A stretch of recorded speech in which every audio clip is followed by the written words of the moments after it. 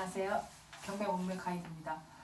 저희 경매 공매 가이드는 경매 정보를 스마트폰에서나 컴퓨터로 무료로 보실 수 있는 정보를 제공해 드리고 있습니다. 컴퓨터로 보시려는 분들은 네이버 검색창에서 법원 경매 공매 가이드 검색하셔서 보시면 되고요. 스마트폰에서 설치하여 보시는 방법은 안드로이드 폰을 이용하시는 분들은 플레이스토어에서, 아이폰 이용하시는 분들은 앱스토어에서 경매 공매 가이드라는 글씨를 키워드 검색하셔서 선택하셔서 설치하면 됩니다. 설치하시는 것과 그 경매 정보를 보시는 것 전부 무료입니다. 저희가 제공하는 추천 물건, 경매 일정, 경매 정보, 교육 등을 설치하셔서 무료로 이용해 보세요. 오늘은 경매 사건을 보다 보면 재매각 사건이라고, 재매각 한번 매각했는데 그 매각이 종국되지 않고 재매각 다시 경매가 나온 경우 또 어렵지 않게 볼 수 있습니다.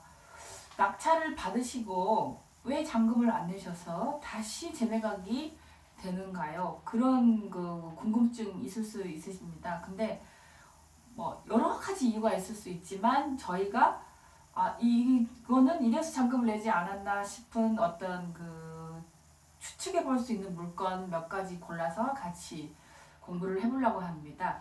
오늘 저희가 같이 공부해보자 한 사건은 2015 타경매 50609 안산 단원에 있는 빌라인데요. 감정가 6,400인데 지금 전용이 10.62 정도 있는 빌라, 안산에 그 정도 평수면 최하 8천에서 1억 정도는 지금 시세가 가지 않을까 싶어요. 감정이 좀 약하다고 보고요. 지금 낙찰가를 보시면 3,100, 감정가 대비 50% 이하 49%의 낙찰입니다. 그러면 언뜻 이 정보로만 봤을 때는 지금 안산에 10평, 그러면 평형으로 보면 뭐 최소 이 정도 평수면 35제곱미터면 최하 방 3개는 될 것 같은데요. 3,100이면은 이 데이터로만 봤을 때는 굉장히 낙찰을 잘 받았다 싶을 수도 있는데, 이 물건은 잔금 매각기일이 11월, 잔금 날짜가 25일인데 지금 납부가 안 돼서 다시 재매각이 나왔단 말이에요. 그러면 우리가 생각해 봤을 때 왜 3,600까지 떨어질 때까지 아무도 낙찰을 들어오지 않았을까? 낙찰이 단독 응찰입니다. 그러면 뭔가 권리 분석에 실패 내지는 자금을 내지 못할 만한 이유가 있지 않을까 또 같이 생각을 해본 바는데, 이 물건에서 저희가 생각해 볼 수 있는 단서는 소멸 기준이 2014년 5월 13일 가압류가 들어오기 전에 전세가 2013년 8월 30일에 전세 7천만 원이 전세가, 그러니까 대출이 없는 집에 전세가 들어온 후 1년 후 가압류가 5,800이 들어왔어요. 그래서 그 가압류권자가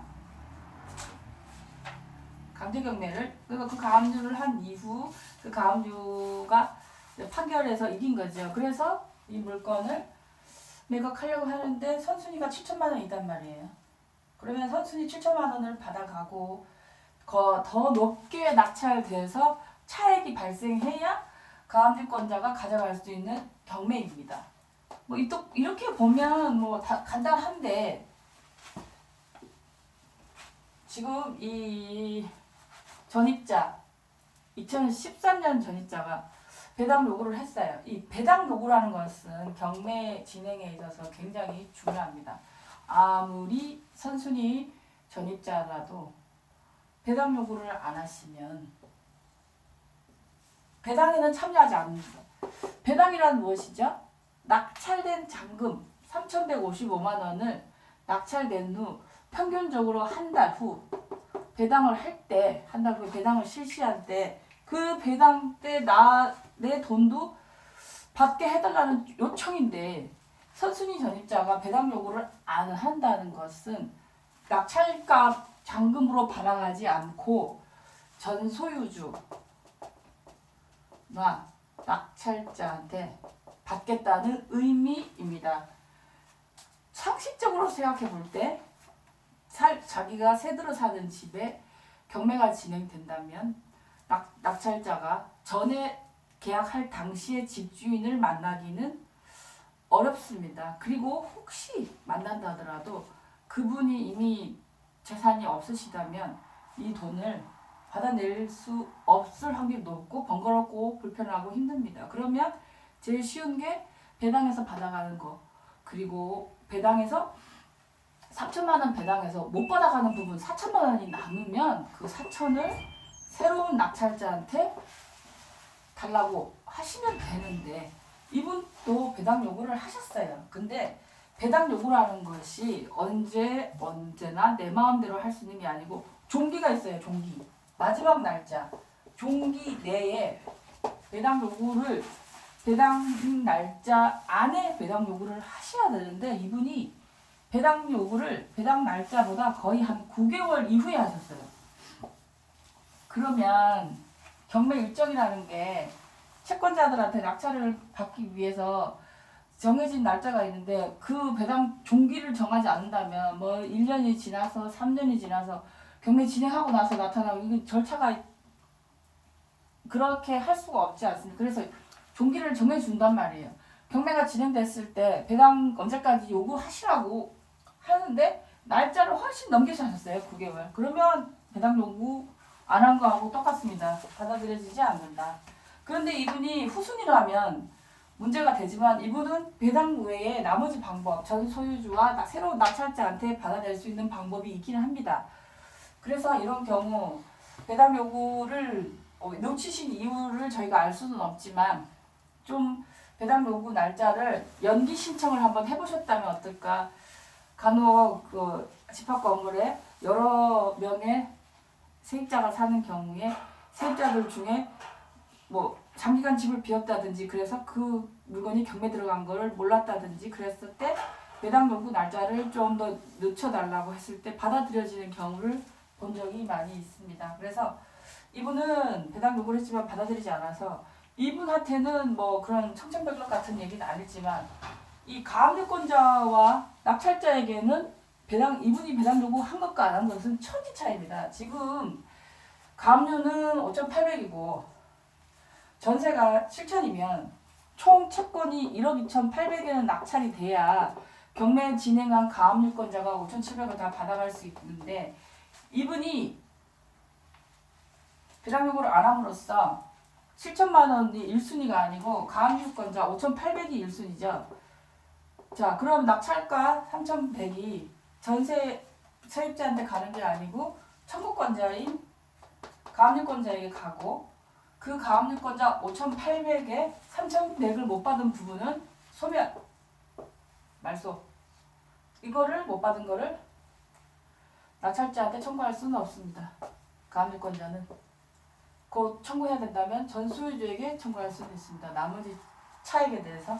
경매 진행 비용, 가압류권자 돈 빼고도 모자라죠. 근데 만약에 이분이 선순위 전입자가 배당 요구를 종기 내에 했다면 이 가압류권자는 받아갈 돈이 하나도 없다. 왜? 3,100 갖고 7천만 원이 택도 없는데 이순위권자, 가압류권자가 받아갈 돈이 없습니다. 그러면 경매를 진행한 채권자가 한 푼도 못 받아가는 경매. 사실 의미가 없죠. 그럴 때는 무인력. 채권자가 한 푼도 못 받아가고 자기한테는 뭐 실익이 없는 경매는 무인력 경매라고 해서 법원에서 직권으로 이 경매를 취하시킬 수도 있습니다. 취소. 이게 안 된다. 이거 뭐 비용 빼고 선순위 다 받아가고 실제로 경매 넣은 사람이 하나도 없고. 근데 이분은 다행히도 선순위 전입자가 배당 종기 이후에 배당 요구를 함으로써 이분이 배당에 참여 못하니까 이순위권자인 가압류권자가 5,800에 참여할 수 있으므로 무익료는 아닌데 낙찰자 입장에서 한번 볼까요? 낙찰자 입장에서는 3,100을 주고도 물어줘야 될 돈이 얼마? 7천만 원이 발생하죠. 그러면 얼마에 샀다고요? 1억 1천에 산 겁니다. 1억 1천. 6,400짜리 빌라를 경매로 1억 1천에 산 결과가 됩니다. 만약에 이런 문제가 없다면 6,400짜리 빌라는 7, 6, 7, 40, 한 4천만 원 정도 은행권 대출을 빌려서 살 수도 있었지만 이 물건은 선순위 전입자 때문에 대출도 불가합니다. 전부 현금으로 1억을 주고 사야 되는 결과가 벌어졌습니다. 그러면 그것을 알게 됐을 때 보증금이 얼마 들어갔죠? 이때 당시에 최저가가 2,100이기 때문에 210만 원 정도, 220 정도 들어갔습니다. 220을 포기하고 잔금을 안 내는 게 더 유리하다는 판단이 생겼기 때문에 잔금을 안 내고 다시 12월 23일 날 경매가 진행될 것 같습니다. 다시 한번 유찰돼서 2,100에 된다 하더라도 2,100에 낙찰돼도 낙찰가는 9,100입니다. 이런 경우에는 충분히 유찰되어서 이 7,000을 물어줘도 될 만큼 충분히 유찰된 경우에는 이런 물건을 경매로 들어가시는 것도 괜찮지만 지금 이 상태로는 낙찰 잔금 이 정도 현금을 가지시면 안산에 있는 빌라를 충분히 사실 수 있다. 더 좋은 것도 사실 수 있다. 그리고 이분이 그런 것을 낙찰 전에 충분히 조사를 하지 못했기 때문에 단독으로 3,100에 받았지만 잔금을 내시지 않고 재매각이 진행된다고 생각해 볼 수 있습니다. 다음에 이제 재매각이 될 때는 특별 매각 조건을 잘 보셔서 경매의 목적이라는 것이 경매가 채권자가 신청해서 진행되는 경매인데 채권자가 원하는 것은 무엇이겠습니까? 하루라도 빨리 경매가 끝나고 배당을 받아가는 것이 목적이겠죠. 그런데 낙찰 받고 잔금 안 되고 낙찰 받고 잔금 안 되고 2달 너도 배당이 안 돼. 그러면 채권자 입장에서는 돈이 언제 자기한테 해줄지 모르죠. 그렇기 때문에 집행법원에서는 재매각 사건일 경우에는 특별 매각 조건을 답니다. 매각일 때는 없었던 특별 매각 조건이 재매각일 때는 붙습니다. 경우에 따라서는 보증금을 원래 10%였다면 20에서 30, 많게는 40%까지 보증금을 올려받습니다. 재매각일 때는 그만큼 낙찰을 더 신중하게 들어오시라. 이 물건은 저번에 매각됐지만 잔금 안 낸 적이 있기 때문에 입찰에 더 신중을 기하시라. 만약에 이 사건이 보증금이 40%였다면 최저가 2천만 원에 40%, 600이 걸리죠. 보증금이. 그러면 우리가 심리적으로 생각할 때 200보다 600이 큰 돈이니까 한 번 생각할 거를 두 번 더 생각할 수 있겠죠. 그래서 재매각인 사건은 특별 매각 조건이 붙고 평균적으로는 20%이지만 20%를 안 하고 더 받을 수도 있고 그냥 10%인 경우도 있고 그때 집행법원에 따라 다르기 때문에 재매각은 평균적으로는 보증금이 20%지만 반드시 20%는 아니다. 그래서 특별 매각 조건을 반드시 확인하셔야 됩니다. 그리고 법원에 매각 공고에서 예를 들어서 2016년 11월 29일 10시에 부천 지원에서 진행한다고 했어요. 그래서 그 날짜에 입찰을 가셨을 때 10시에 매각 공고가 입찰 법정 앞에 붙습니다. 해당 경매계가 일개 이게면 일개 이길 거. 그때 오늘 그 사건이 진행하는지를 반드시 확인하셔야 됩니다. 왜? 그 전날 밤에도 변경 접수나 취하나 어떤 변동이 생기면 이제 공고를 할 수 있는 시간이 부족하니까 그 공고를 써서 계에서 붙인단 말이에요. 오늘 진행 안 합니다. 취하됐습니다. 유치권이 들어왔습니다. 이런 얘기를 보셔야 이거 한다는 것만 아시고 입찰하러 가가지고 오늘 진행 안 하는 사건에 보증금 넣고 낙찰가 얼마 쓴지 고민하시고 해봤자 다 헛일이에요. 오늘 진행하는 만약에 그분이 출근하셔야 되는데 휴가 내고 가실 때 전부 헛일입니다. 그래서 시작하기 전에 반드시 매각 공고를 10시에 공고하는 것을 보시고, 보통의 법원들은 평균적으로 10시지만 10시 30분에 시작하는 법원은 하나인데 여기 근처에 막 섬도 많고 이런 산간 도서 지역인 경우는 그 오시는 시간들을 고려해서 시간들을 좀 이렇게 길게 잡고 마감 시간도 길게는 뭐 12시, 12시 반 이렇게 주는 법원도 간혹 있습니다. 그러나 수도권, 서울에서는 거의 뭐 이렇게 12시까지 가는 데고 평균적으로 10시 10분에서 10시 40분. 중앙법원 같은 경우 10시 10분 정도에 마감하고요. 의정부 같이 뭐 포천, 연천 이렇게 물건이 많은 지역들은 좀 더 시간을 주고 반드시 입찰할 때, 입찰 보증금 받으실 때 그 법원이 몇 시에 마감인 것을 확인하시고 마감 시간 전에 입찰 봉투를 제출하셔야 됩니다. 그 시간이 지나서 들어와서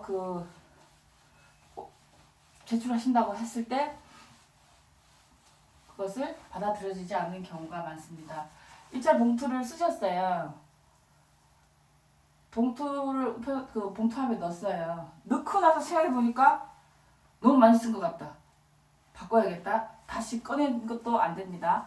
그리고 입찰 보증 입찰 기일표란에 뭐 인적사항 같은 것은 틀리면 뭐 끊고 도장 찍을 수 있지만 보증금과 입찰가는 만약에 1 쓰고 9로 바꿨어요. 7 쓰고 8로 바꿨어요. 이거 무효입니다. 안 됩니다. 한 번 틀리시면 덧칠하거나 뭐 이렇게 해가지고 2로 바꾸고 이런 것들은 인정이 안 될 경우가 많습니다. 자, 그 다음 이 사건은 서울 신림동의 빌라인데요. 아까 우리가 얘기했던 것은 선순위 전입자가 배당 요구를 했는데 그 배당 요구가 날짜가 지났기 때문에 낙찰자한테 전액 인수되는 사건이었고요. 이 사건은 2012 타경 30169 신림동의 빌라입니다. 이 물건은 매각 명세서상에 토지는 매각이 나오지 않고 건물만 매각된 사건입니다. 건물만 20평. 따라서 만약에 땅 건물 다 나왔을 때 감정이 3억이라면 이런 경우는 토지 빼고 건물만 감정하니까 1억 2,700입니다. 감정가가. 자, 신림동에 20평짜리 건물이 빌라가 1억 2,700이면 얼핏 봐서는 엄청 싼 것 같이 보이지만 이것은 싼 게 아니고 건물만 감정했기 때문입니다. 자, 이 물건의 감정가는 1억 7,200, 낙찰가는 6,500, 55만 5천. 51% 감정가의 50%대 낙찰, 반값에 낙찰됐습니다. 그런데 왜 잔금을 안 냈을까요? 이 물건은 소멸 기준을 이때도 이 물건도 대출이 없는 상태에서 월전세를 준 사건입니다. 그런 경우가 많죠. 자, 소멸 기준이 2008년 9월 2일. 그런데 최초 전입이 2002년 10월 16일입니다.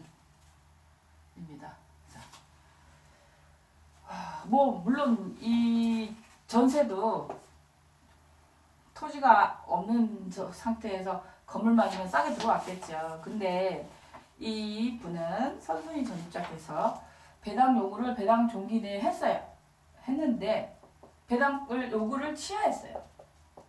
배당 요구를 했다. 배당 요구를 취하할 수 있습니다. 그런데 한번 취하하고 다음에 또 배당 요구하는 것은 안 됩니다. 배당 요구를 했고 배당 요구를 취하했다는 것은 낙찰된 후 배당에 참여하지 않겠다라는 뜻의 표현입니다. 배당을 받아가든 전소유자한테 받든 새로운 낙찰자한테 낙찰가 외에 따로 받든 그것은 선순위 전입자의 자유이기 때문에 이분은 배당 요구를 했다가 생각을 바꾸셔서 배당 요구를 취하했기 때문에 만약에 이분이 배당 요구를 선순위 전입자가 배당 요구를 했어요. 그러면 선순위 금액이 미상으로 나와요. 미상. 지금 현재는 알 수 없다.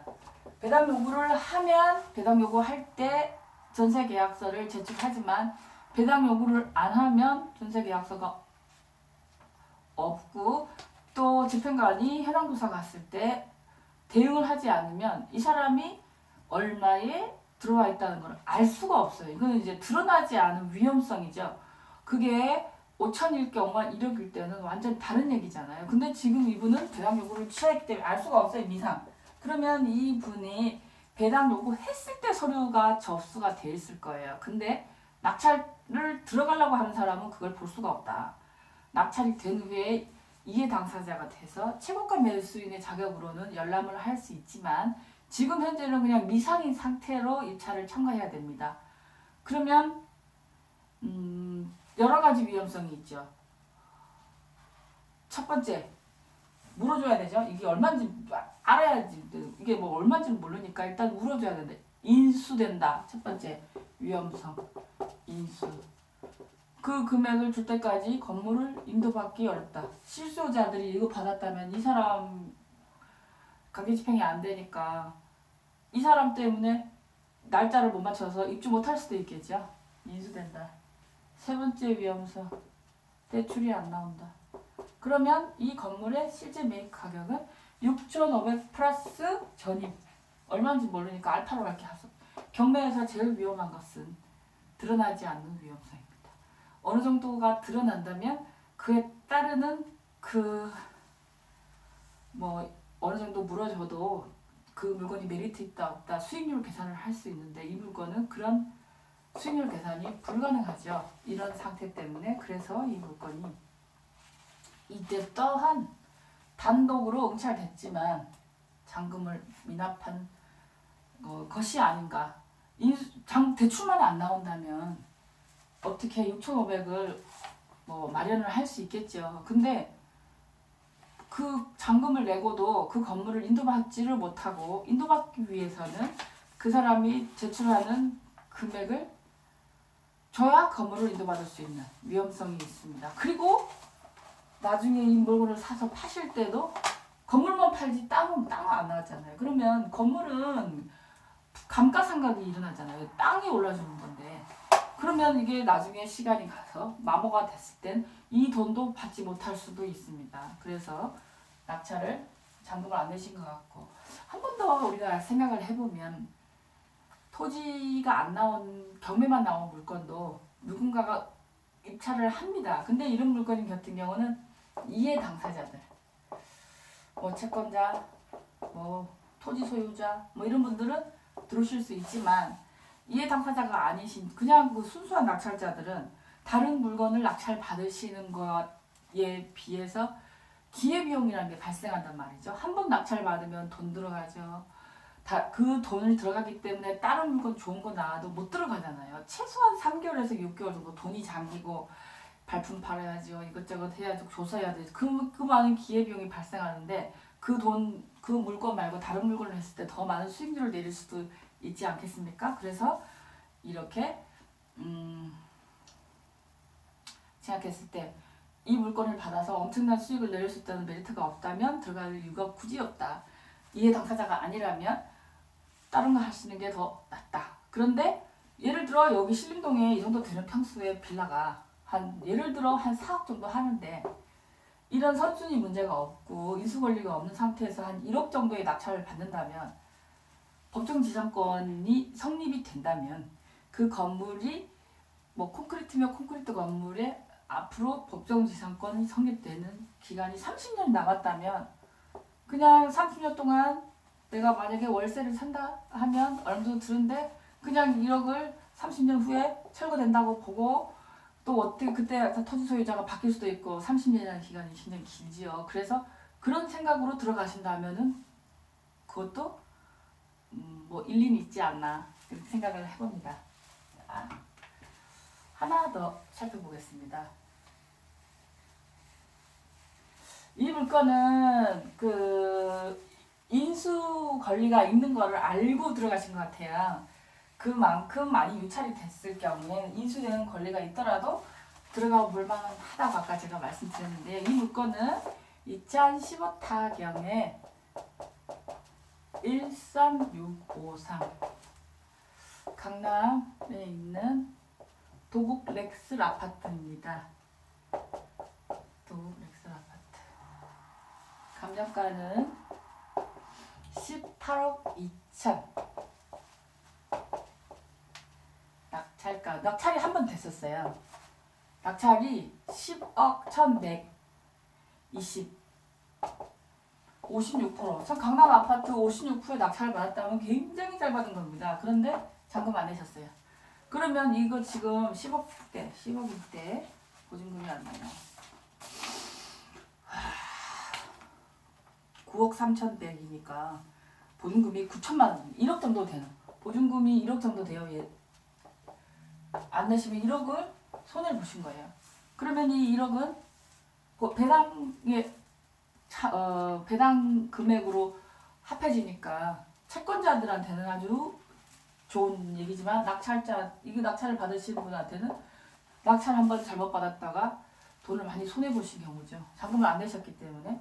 자, 그 다음 두 번째 낙찰 됐습니다. 7억 4,560. 이때도 단독 한 명 은찰. 이때도 단독. 강남의 도굴렉스 아파트가 감정가가 18억 2천인데 50%. 이 두 번째 낙찰된 금액은 41%. 거의 뭐 반값보다 더 싸게 샀죠. 왜 안 들어왔을까요? 왜 낙찰을 받고 잔금을 안 냈을까요? 그 이유는 선순위 전세권이 있습니다. 선순위 전세권. 아까 조금 전에 우리가 그냥 얘기했던 전입하고는 완전 다른 전세권. 14억.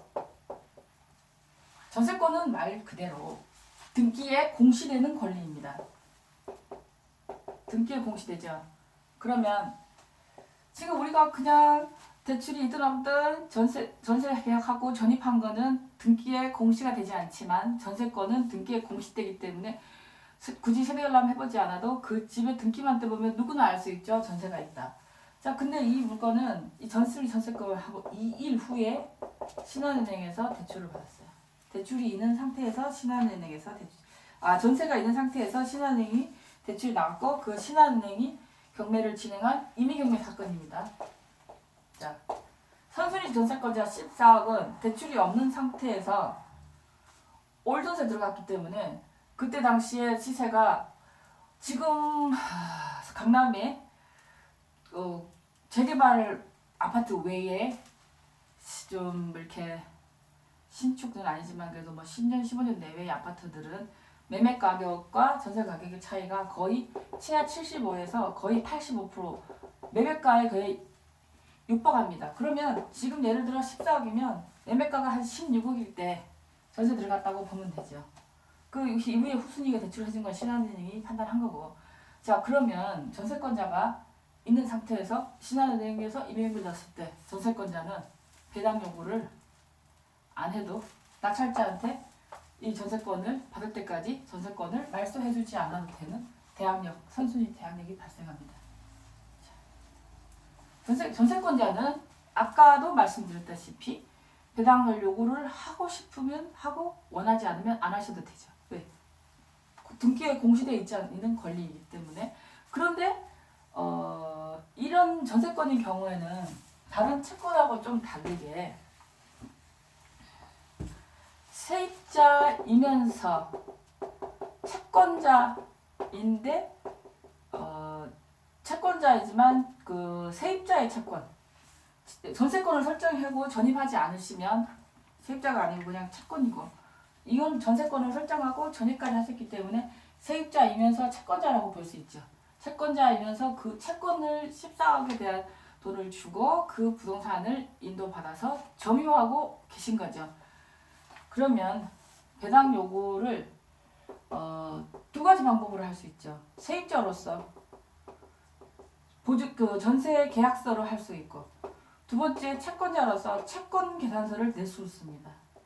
지금 이 물건에서 배당 요구를 안 했어요.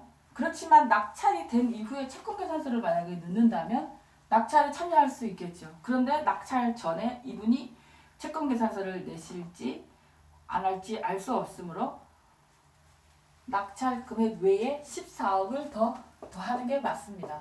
만약에 이분이 나중에 채권자로서 채권을 받아가겠다고 하면은 추가가 7억밖에 안 되죠.